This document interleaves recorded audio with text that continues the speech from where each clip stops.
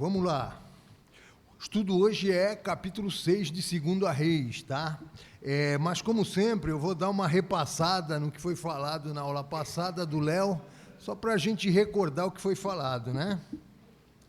Domingo passado, o Léo contou a história de Naamã, né? Uma passagem bem conhecida na Bíblia, tá? Então, só para recordar, nós vimos que Naamã era o comandante do exército da Síria, né? Um homem influente, poderoso, de muito prestígio diante do rei da Síria, não é verdade?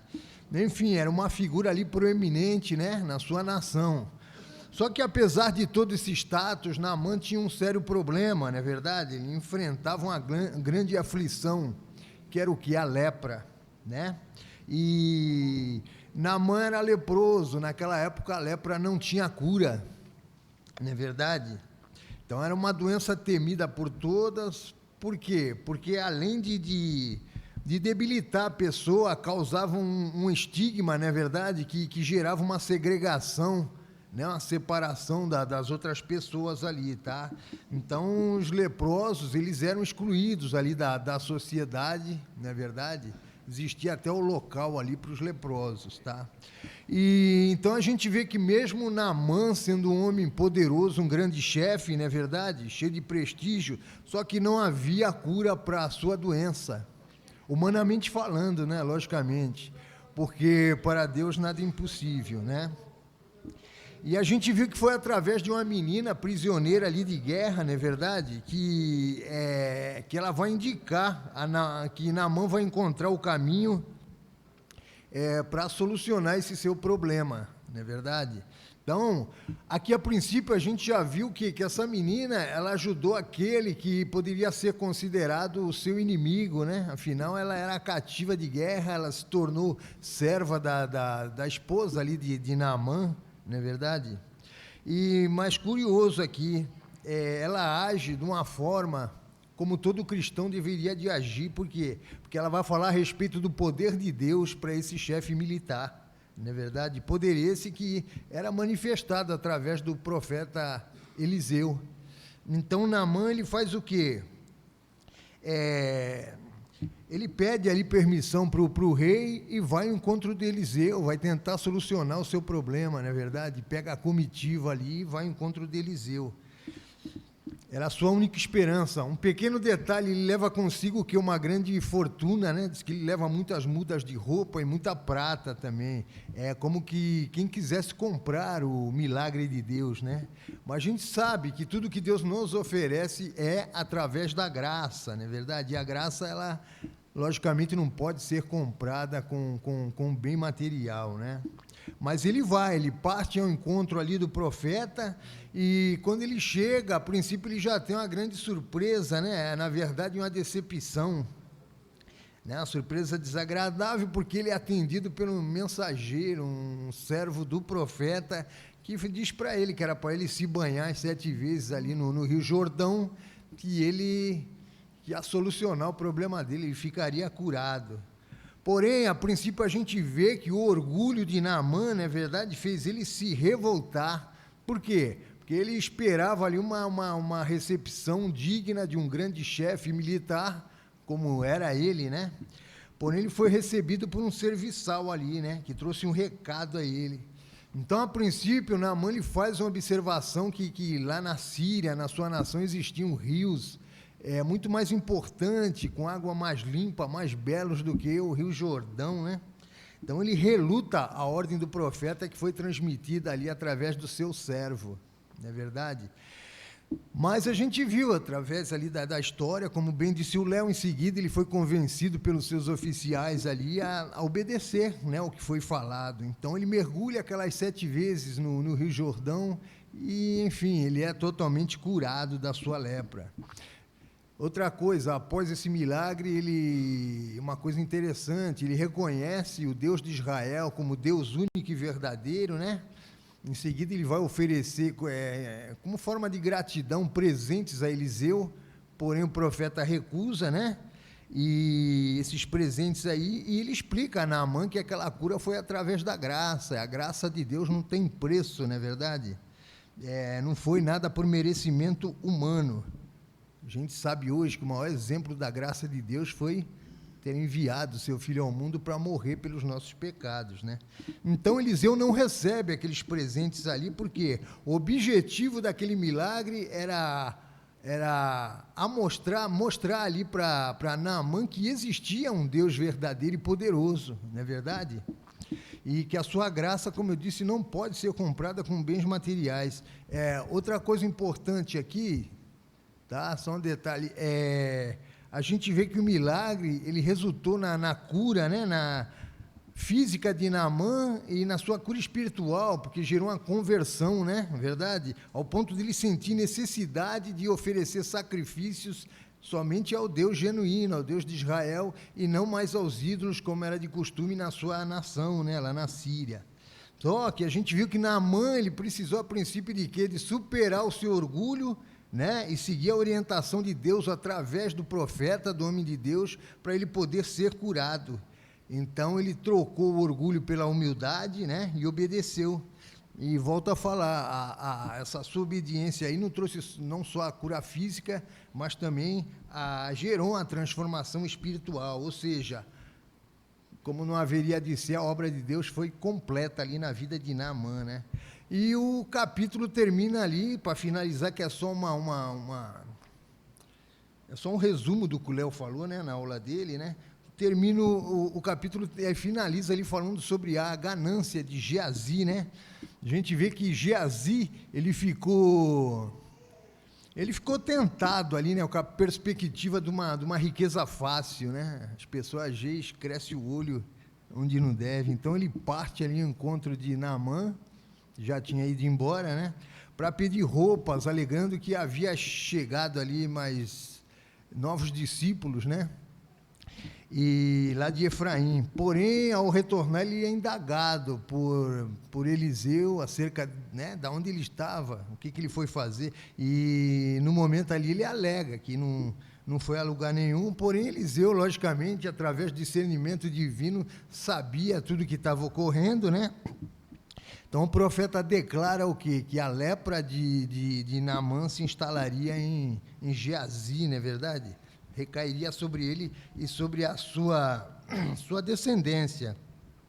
A gente vê que a punição, assim, a gente olhando, a punição de Geazi foi bem severa, né? Mas isso ocorreu, sim, pela gravidade do seu pecado, que envolveu ali ganância, cobiça, né? Mentira. Então, para fechar aqui um resumo da aula passada, a gente aprendeu o quê? Com Naamã, nós aprendemos a importância de ser humilde, de ouvir o que Deus diz para nós, não é verdade? Porque o nosso orgulho não leva a nada, o cristão ele jamais pode ser orgulhoso. E com Geazi nós aprendemos sobre a importância da integridade, né? Da gente se manter a integridade espiritual. O cristão ele jamais deve se corromper, né? Senão ele não é cristão. Vamos lá para a aula de hoje, então. Agora começa, 2 Reis, capítulo 6. Até agora foi só um resumão. Esse capítulo 6, ele continua narrando os fatos que ocorreram ali durante o ministério, né, do profeta Eliseu. Mostra também as intervenções divinas, interessantes milagres que Deus operou através dele, do profeta, né? Nesse estudo são narrados três fatos, não três fatos distintos, mas ali ocorridos dentro da mesma história, tá? Então, um resumão do que vai ser falado. Na primeira história, a primeira parte, os profetas, eles necessitam de mais espaço, né? Então, eles decidem construir um espaço maior ali perto do Rio Jordão, e quando um servo está cortando árvore ali para executar essa obra ali, o ferro do machado cai na água, né? Porém, Eliseu, ele, através do milagre, ele faz com que flutuasse aquele ferro do machado à lâmina, né? E ele é recuperado, tá? Então, aqui, a princípio, né, esse milagre já ilustra a provisão de Deus, não é verdade? E também demonstra a comunhão que esse homem, que o profeta, tinha, né, com o Senhor, tá? Na segunda história, Eliseu vai alertar o povo, o rei da Síria, acerca dos planos vai alertar o rei de Israel acerca dos planos do rei da Síria, não é verdade? Das emboscadas. Então, toda vez que o rei da Síria ele elaborava um plano, Eliseu discernia isso, né? Deus mostrava para ele, ele ia e contava ao rei de Israel, né? Impedindo dessa forma os ataques, as emboscadas dos sírios, tá? Então, depois a gente vai ver que o rei chega ao ponto de suspeitar que havia ali um traidor no seu exército, né? Mas os seus servos vão informar que é o próprio profeta Eliseu, que sabia dos planos, né? Através de Deus, e que informava. E depois finaliza a última história ali, onde o rei sírio depois vai enviar um exército para capturar Eliseu, né? Essa é uma passagem bem interessante. E o servo de Eliseu, ele fica desesperado quando ele vê aquele imenso exército, né? Porém, Eliseu ora a Deus para que Deus abrisse os olhos ali espirituais, e o seu servo vê um grande exército de Deus ao redor deles ali para proteger eles, não é verdade? E o capítulo termina com os sírios se retirando ali de Israel, tá? Então, aula de hoje, 33 versículos, do versículo 1 ao 7, fala literalmente sobre essa história do machado que cai no rio e é recuperado por Eliseu. Do versículo 8 ao 23, narra os sírios cercando ali Samaria, né, e a ação de Eliseu desvendando os planos do rei da Síria, né, e é nesse contexto que Eliseu ora a Deus e pede que Deus faça com que o seu servo enxergasse ali, né, os exércitos celestiais que protegiam eles. Depois do versículo 24 ao 30, esse fato aqui é bem forte, fala sobre a fome, né, que paira ali sobre Samaria, a capital de Israel na época. O capítulo termina ali com a vitória sobre os sírios, os 3 últimos capítulos, onde Deus ele vai prever que haveria fartura, tá? Eu vou ler aqui do 1 ao 7 para falar essa primeira parte da história. Vamos lá. Versículo 1. Os discípulos dos profetas disseram a Eliseu: como vês, o lugar onde nos reunimos contigo é pequeno demais para nós. Por que não vamos ao rio Jordão? Lá cada um de nós poderá cortar um tronco para construirmos ali um lugar de reuniões. Eliseu disse: podem ir. Então um deles perguntou: não gostaria de ir com os teus servos? Sim, ele respondeu. E foi com eles. Foram ao Jordão e começaram a derrubar árvores, né? Quando um deles estava cortando um tronco, o ferro do machado caiu na água e ele gritou: ah, meu senhor, era emprestado. O homem de Deus perguntou: onde caiu? Quando ele lhe mostrou o lugar, Eliseu cortou um galho e jogou ali, fazendo o ferro flutuar, e disse: pegue-o. O homem de Deus esticou o braço e o pegou, né? Então, aqui o primeiro versículo inicia falando ali, né, com os discípulos ali de profeta, dizendo: o lugar onde habitamos é estreito demais, né? Esses discípulos eram os novos vocacionados ali para a missão, né, futuros profetas, né, em preparação. A Bíblia não diz, mas talvez, provavelmente, seria até o Eliseu ali que instruiria eles, né, não sei.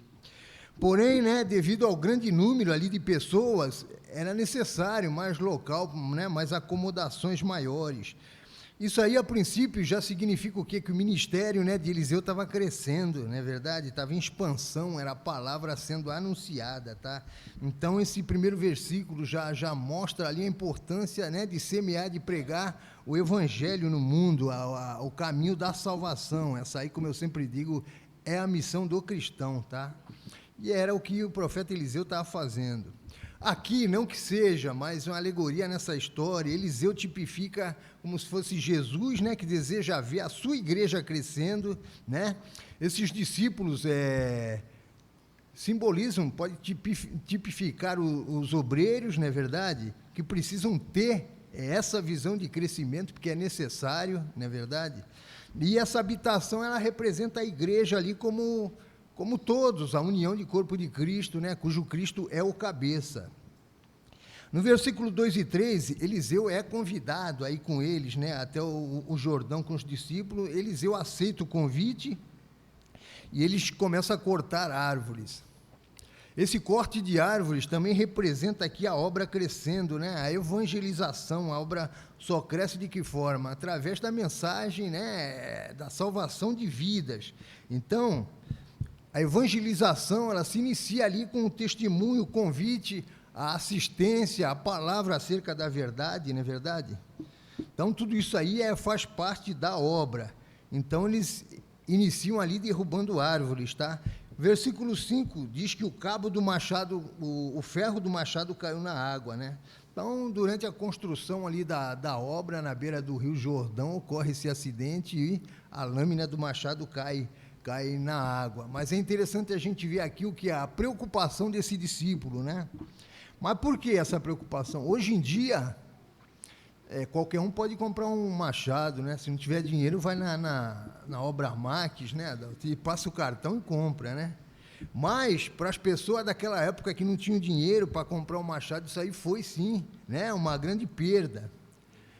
Esse foi o motivo que esse servo ficou desesperado. Na época, o machado era uma ferramenta cara, de muita utilidade, né? Muito valor, e cujo preço era muito alto para os discípulos ali pagarem, tanto é que a palavra diz que esse machado era emprestado, e caso essa ferramenta fosse perdida, a pessoa que tomou emprestado, ela teria que trabalhar como escravo até sanar ali o preço, né, da ferramenta, né? Então, por isso, mais uma vez, a preocupação desse discípulo. Mas a gente vê que o profeta Eliseu, ele recupera ali o machado, né? Ele lança uma madeira no Rio Jordão e faz com que o ferro do machado ali flutue, né? Ficou leve ao ponto de flutuar, desafiou ali a lei da gravidade, não é verdade? Então, aqui também essa madeira que é lançada na água, ela pode simbolizar a cruz de Cristo, assim como esse machado ficou leve ao ponto de flutuar, não é verdade? A cruz de Cristo, ela ameniza o nosso sofrimento, né? Faz com que a nossa vida, a nossa jornada se torne bem mais leve. Enfim, esse aí foi mais um milagre de Deus através ali do profeta Eliseu, né? Primeira história. No versículo seguinte, já começa a narrar outra história, a guerra ali dos sírios contra Israel. Vou ler o 8 e 9. Ora, o rei da Síria estava em guerra contra Israel. Depois de deliberar com os seus conselheiros, dizia: montarei meu acampamento em tal lugar. Mas o homem de Deus mandava uma mensagem ao rei de Israel: evite passar por tal lugar, pois os arameus estão descendo para lá. Aqui só para explicar, tá? Síria é um nome grego para Arã, tá? Por isso que algumas versões bíblicas, né? Não sei se todos sabem, diz como Síria e outras como os arameus, tá? E nesse versículo 9 que nós acabamos de ler, na minha versão NVI diz, evite passar por tal lugar, pois os arameus estão descendo por lá. Em outras versões diz, guarda-te de passares por tal lugar, porque os sírios estão descendo por lá, tá? Então, sírios e arameus se trata do mesmo povo, tá? Mas a gente vê que o versículo 8 inicia com o rei da Síria traçando os planos ali, não é verdade, para atacar Israel, tá? Porém, como eu disse, Deus estava revelando esses planos aí a Eliseu. E Eliseu, por sua vez, informava ao rei de Israel, tá? Outra coisa aqui, também, que se alguém souber, provavelmente, isso aí ocorreu depois que Naamã foi chefe, né, do exército da Síria, porque, como vimos, ele foi curado ali por Eliseu, né, e após isso ele se converteu ao Deus de Israel, né, e eu vejo que depois a palavra não cita mais o nome de Naamã, né, não é mais falado. Então, mas enfim, aqui a gente vê a forma como Deus agiu para proteger e orientar o seu povo, né, como narra aqui na sequência o versículo 10, que diz assim, assim o rei de Israel investigava o lugar indicado pelo homem de Deus. Repetidas vezes Eliseu alertou o rei que tomava as devidas precauções, né? Então a gente vê que a revelação divina, o profeta Eliseu, por diversas vezes ali impediu deles serem aniquilados pelo inimigo, né, pelos sírios. E isso aí também deixou o rei da Síria meio confuso, até desnorteado, né? Ao ver que toda vez que ele traçava um plano, o exército israelita não estava mais ali, escapava. Parecia que estava um passo à frente sempre, né? E foi dessa forma aí que o rei de Israel se salvou, né? Através da advertência ali do profeta Eliseu, tá? Então, mais uma vez, a gente vê aqui a misericórdia de Deus em ação. Por quê? Tem um detalhe, apesar de Israel, né, estava vivendo ali um período de total afastamento de Deus, não é verdade? É uma degeneração espiritual, mas Deus ainda teve misericórdia do povo, né? Livrou sempre ele da mão dos inimigos. Só que isso teve uma consequência, logicamente deixou Ben-Hadad, o rei da Síria, ali furioso, né? Como narra o versículo seguinte, versículo 11 e 12, ó. Isto enfureceu o rei da Síria, que, convocando seus conselheiros, lhes perguntou: vocês não me apontarão qual dos nossos está do lado do rei de Israel? Respondeu um dos conselheiros: nenhum de nós, majestade, é Eliseu, o profeta que está em Israel, que revela ao rei de Israel até as palavras que tu falas em teu quarto, né? Então, Ben-Hadad, ele tinha tanta certeza que ele, né, ia encurralar o exército de Israel, e depois dessas investidas aí, né, foi frustrado, né, nessas suas investidas. Então ele chega ao ponto de crer que existia ali um traidor, um espião, né? Então ele suspeita ali que havia um espião que contava as suas estratégias ao rei de Israel, tá? E ele estava certo, havia sim um espião, só que esse espião era o próprio profeta Eliseu, e que discernia tudo sem sair ali da sua terra de Israel, né? Porque Deus revelava tudo. Outra curiosidade aqui, Ben-Hadad, ele sobre isso através dos seus próprios homens, né? Que Eliseu tinha esse dom de revelação divina, né? E no versículo 12, esse servo diz que Eliseu tinha o poder, olha que interessante, de revelar, de desvendar até o que o rei Ben-Hadad falava ali em secreto, né, no seu quarto. Tem versões que diz a sua câmara de dormir, né, que é o seu quarto, que era o local mais bem guardado ali, o local inacessível, né? Só que não para Deus, né, lógico. Outra coisa interessante, o fato desse servo saber ali como que o exército israelita escapava dos sírios, né? E que era Eliseu que trazia as informações, tá? Então a palavra diz que esses oficiais, né, de Ben-Hadad, sabia que tudo que estava acontecendo ele informava ao rei. Outro detalhe aqui, interessante ver que mesmo após Ben-Hadad saber, né, que Israel escapava através de intervenção divina, que Eliseu era um homem de Deus, ele não temeu, ele continuou ali a perseguir o povo de Deus, né?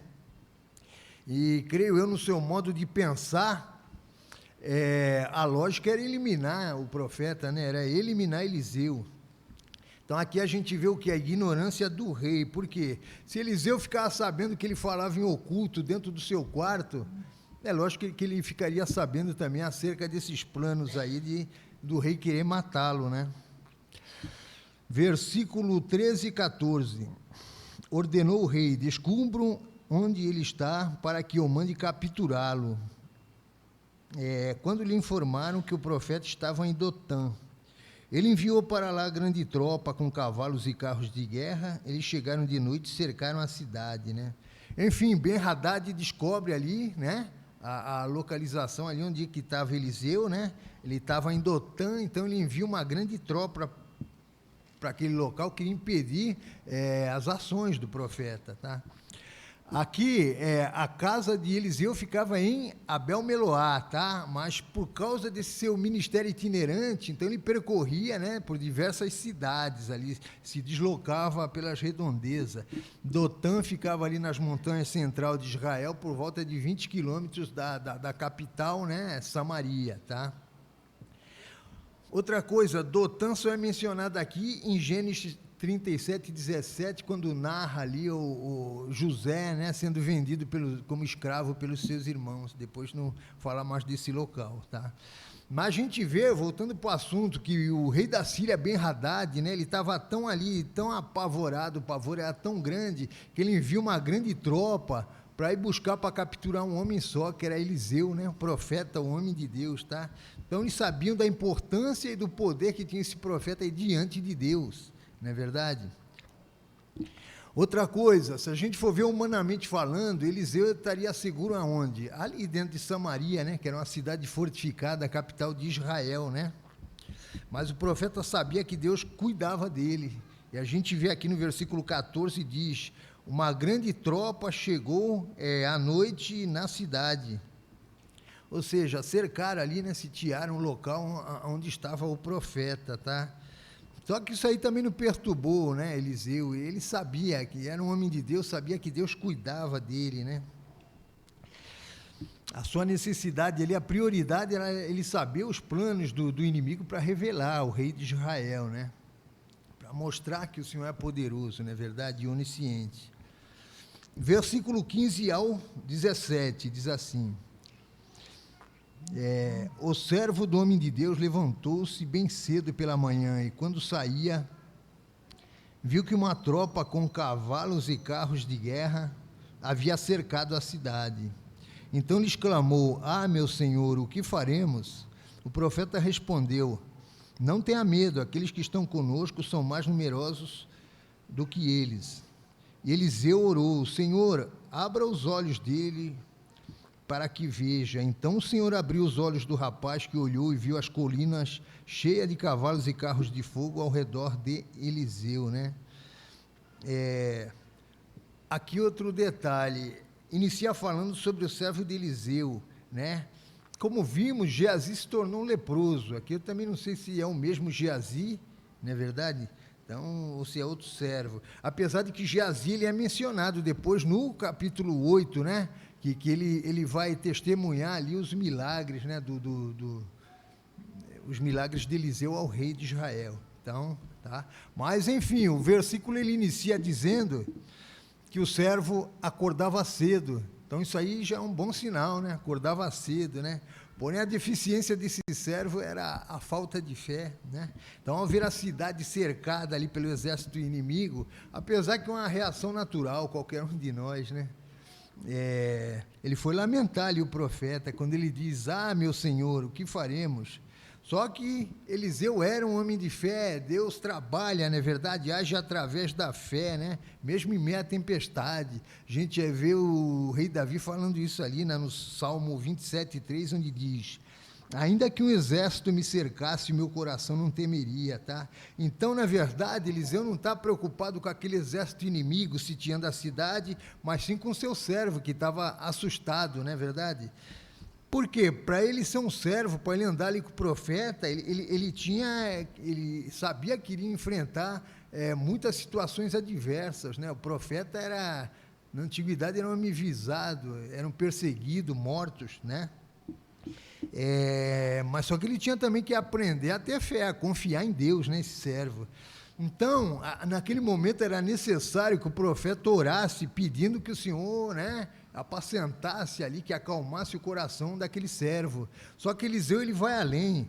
Ele orou pedindo a Deus que abrisse os olhos, né, do seu servo, e a gente vê que da mesma forma como Deus mostrou ali o plano do inimigo de cercar Israel, não é verdade? Mostrou a ele, Deus também mostrou ao servo o exército celestial que estava ali, né? Ao redor deles, protegendo eles. O que acontece? Aquele servo, ele via em conformidade com as aparências humanas, não é verdade? Então, por isso que ele não enxergava aquele enorme exército celestial ali presente na cidade, tá? Então, nesse versículo 5, quando o servo de Eliseu diz o que faremos, a gente aprende isso, que as vistas vê, nossa visão vê a aparência externa, né? O mundo espiritual é muito maior, né? E as aparências externas, ela traz medo, traz temor para a gente, né? Enquanto que através da fé a gente vai ver sempre a solução dos problemas através de Deus, não é verdade? Então, essa visão do servo de Eliseu é bom para a gente entender, né, que existe um mundo espiritual que Deus está sempre ali com a gente, independente do momento da vida que a gente está passando. E no versículo 16 diz, são mais os que estão conosco do que os que estão com eles, tá? Então, mais uma vez, a fé nos permite ver ali o invisível, né, e crer que Deus nos dará a vitória. Eliseu sabia, ele sabia disso, que aquele exército invisível, que só ele e o seu servo viam, era superior, infinitamente maior do que qualquer exército humano, né? Inclusive, no versículo 17, fala sobre cavalos e carros de fogo. Isso aí nos traz a lembrança o profeta Eliseu, quando ele é levado, né, aos céus, tá? Mas tudo isso, volto a dizer, só significa ali a proteção de Deus, né, que estava em evidência, era eminente ali. Se precisasse, eles estavam ali presentes. Eu vou ler do versículo 18 ao 23 agora. Quando os arameus desceram na direção de Eliseu, ele orou ao Senhor, fere estes homens de cegueira. Então lhes os feriu de cegueira, conforme Eliseu havia pedido. Eliseu lhes disse, este não é o caminho, nem esta é a cidade que procuram.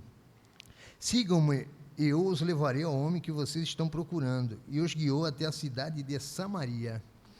Assim que entraram na cidade, Eliseu disse, Senhor, abre os olhos desses homens para que possam ver. Então o Senhor abriu-lhe os olhos, e eles viram que estavam dentro de Samaria. Quando o rei de Israel os viu, perguntou a Eliseu, devo matá-los, meu pai? Devo matá-los? Ele respondeu, não, costumas matar prisioneiros que capturas com a tua espada ou teu arco? Manda-lhes servir comida e bebida e deixe que voltem ao seu senhor. Então preparou-lhes um grande banquete e, terminando eles de comer e beber, mandou-os de volta para o seu senhor. Assim as tropas da Síria pararam de invadir o território de Israel. Mais uma vez, esse trecho aqui nos apresenta, que nos mostra, né, a misericórdia de Deus, mesmo com o exército que era inimigo do povo de Deus, né, de Israel. E o mais interessante, da mesma forma que Deus abriu os olhos do servo de Eliseu para ele ver aquele exército celestial, ele também, ali, permitindo, né, que ele visse o mundo espiritual e tivesse fé em Deus, da mesma forma ele tirou a visão daqueles soldados sírios, né? Fechou a visão deles. Para quê? Para naquele momento ali o profeta pudesse escapar da mão dos inimigos, né? Então é interessante a gente ver que Deus muda, né? Modifica ali situações, né, que parecem impossíveis para nós, mas ele faz por amor aos seus filhos, né? Para Deus, logicamente, não existe impossível. Outra curiosidade aqui no versículo 18, Eliseu, ele não pede a Deus que enviasse um exército celestial para extinguir ali, para eliminar o exército sírio, o exército inimigo, mas ele pede para que escurecesse a visão, né? E quando ele ora ao Senhor dizendo ali, fere eles de cegueira, aqui na verdade significa a falta de capacidade, né, de reconhecer, tá? Por quê? Os homens não ficaram permanentemente cegos, não é verdade? Porque Eliseu conduziu eles até Samaria, tá? Mas a sua visão ficou escurecida ao ponto ali de eles não poder compreender, né? Coisa de Deus, tá? Então, a resposta divina ali, a oração de Eliseu é surpreendente, né? Quando os sírios estão marchando ali em direção a Samaria, Deus cega temporariamente todo aquele exército e ainda faz com que o próprio Eliseu conduzisse eles lá para dentro de Samaria, né? Para a capital de Israel. Na verdade, eles achavam que estavam sendo levados ali para a casa de Eliseu, porém eles estavam indo para Samaria, tá? Mas aqui a gente vê obrigado.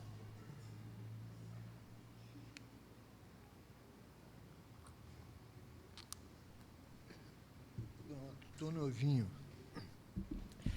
Aqui a gente vê que Eliseu também ele não estava mentindo, né?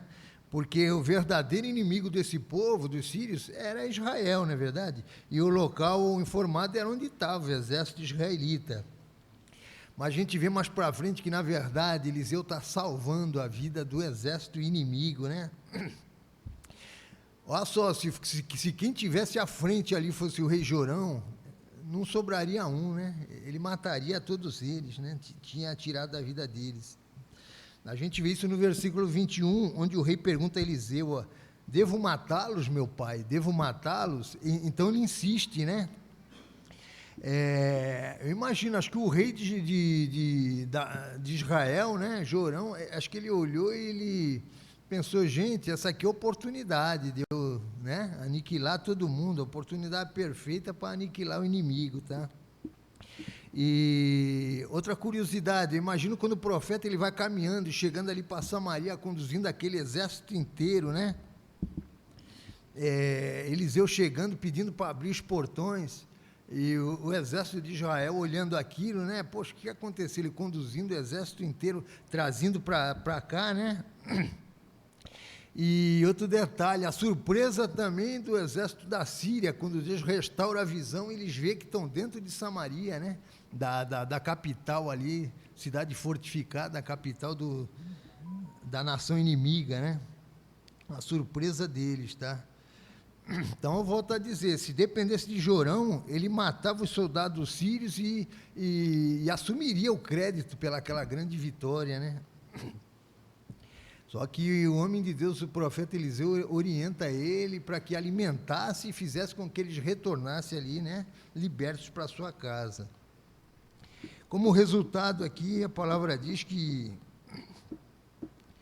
a paz foi restaurada, pelo menos temporariamente. A gente vai ver que já volta outro ataque, né? Enfim, essa história aqui, ela nos mostra o que? Para esses dois países, que existia um Deus soberano, que é sobre todas as nações, não é verdade? Um Deus que controla o destino de todas as nações. A gente vê o próprio rei orientado pelo homem de Deus para alimentar e libertar os inimigos, né?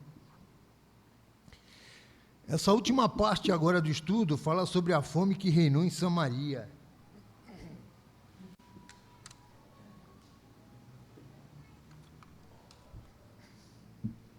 Versículo 24. Algum tempo depois, Ben-Hadad, rei da Síria, mobilizou todo o seu exército e cercou Samaria. O cerco durou tanto e causou tamanha fome com a cabeça de jumento, chegou a valer 80 peças de prata e uma caneca de esterco de pomba, 5 peças de prata. Um dia, quando o rei de Israel inspecionava os muros da cidade, uma mulher gritou para ele, socorro, majestade. O rei respondeu, se o senhor não socorrê-la, como poderia ajudá-la? Acaso há trigo na eira ou vinho no lagar? Contudo, ela perguntou, qual é o problema?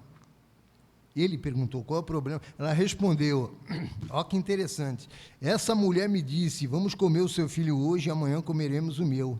Então, cozinhamos o meu filho e o comemos. No dia seguinte, eu disse a ela que era a vez de comermos o seu filho, mas ela o havia escondido. Então, a gente vê, aqui é uma história bem forte, né? Então, a gente vê a princípio aqui que depois de pouco tempo os sírios voltaram ali, né? E sitiaram Samaria. Ninguém entrava, ninguém saía, não é verdade? Isso aí para quê? Eles usavam essa tática para forçar o povo a se render, tá? E com isso, logicamente, o acesso ali a alimento, todo tipo de suprimento